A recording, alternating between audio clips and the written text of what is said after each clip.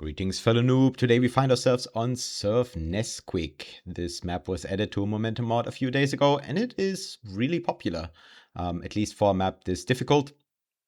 And I thought initially, the map's kind of too hard. I'm not sure if I can make a guide about this, but I think it's good enough, and it's sort of at the peak, at the edge of my skill level, but I think I can maybe share a few things about this map that can make it a little bit easier. Take everything I say with a grain of salt, but yeah, maybe it can help someone. Not going to say a lot about the stages 1 to 5. The thing about this map is that stages 1 to 5 are sort of like tier 3 difficulty, and then stage 6 is about 69 times or 67 times harder. There are, of course, a lot of things you can do in the previous stages to get a better time. There is, like, the most extreme example is probably there's a super bonkers skip on stage 2. You can check that one out on the channel of my homeboy, William.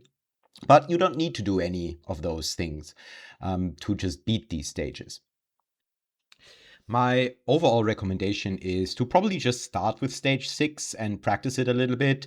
Use save lock, especially the end of that stage is difficult. So yeah, you spare yourself a lot of grief that way, potentially. Could be that you're just goated enough to, do stage 6 pretty easily, but I think for a lot of people that's not really going to be the case. Few people have also asked me if I'm gonna make a guide about every new map that comes out for Momentum mod. The answer to that is pretty much no, because a lot of those maps I simply can't beat. And also, there's not really a demand for a guide on every single map. Some maps are in a way too easy, or they're not likely to cause problems to the players in that tier, roughly speaking. And, in some maps, there's just not that much to say. I mean, this is kind of the best example. What can you really say about stages 1 to 5 of Surf Nesquik, right? So, good thing we are approaching stage 6. All right, for the last stage, kind of going to go step by step, so easier to use the replay feature.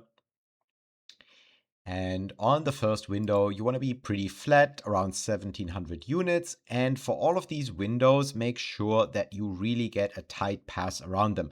Especially start turning before you go around the obstacle, right? Don't go through the window and then turn, but start turning earlier. On this ramp, there's a better way to surf it, but you're kind of aiming for 1700 units here roughly. For the third ramp, I'm boarding it at the front. You can board it further back, sort of around here.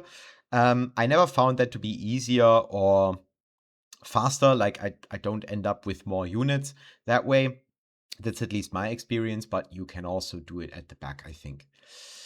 Then on this ramp, you always want to board this around the middle. So not at the top, not at the bottom, but at the middle, really important. And then the way I recommend doing this, at least for the beginning, is going all the way down, riding it to the very end, and then doing not really a flick, but a strong kind of swipe upwards until you're almost vertical. You'll see a lot of replays where people leave this ramp a lot earlier, more at the middle. The reason is simply that if you are a lot faster or a bit faster, then navigating the wall gets really difficult if you leave the ramp so late. So you want to leave it earlier. That's pretty much the reason. For units, it doesn't actually make a big difference. So you want to have around 1700 units at the top here, crouch as you go across, and then whether you go left or right doesn't really matter. This ramp is by far the most annoying one, and here's a few things about it. So first of all, you want to board it as close to the wall as possible. And the way I'm doing it here is not ideal because I'm kind of facing downwards the moment I board it. Ideally, you would want to force to face more in the direction of the ramp, so more to the left in this case. That would give maybe like 30 extra units or something. That would be better. And then, pretty important, don't milk this ramp for units until all eternity. What happens if you do that is that you end up further in this direction, of course, and then you just have to turn more, lose a lot of units to air strafing, and it gets really hard to get an early board onto this lower ramp, which is pretty much essential.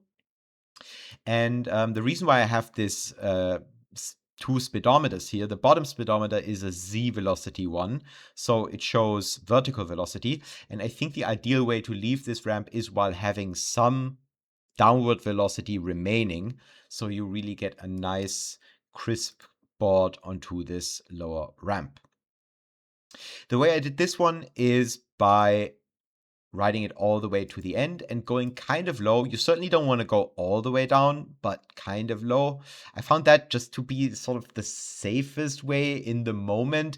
Again, you'll see a lot of replays where people ride it shorter and higher. But I think that just requires you to be faster. I don't have tons of units here, so I think this is probably the safest way to do it.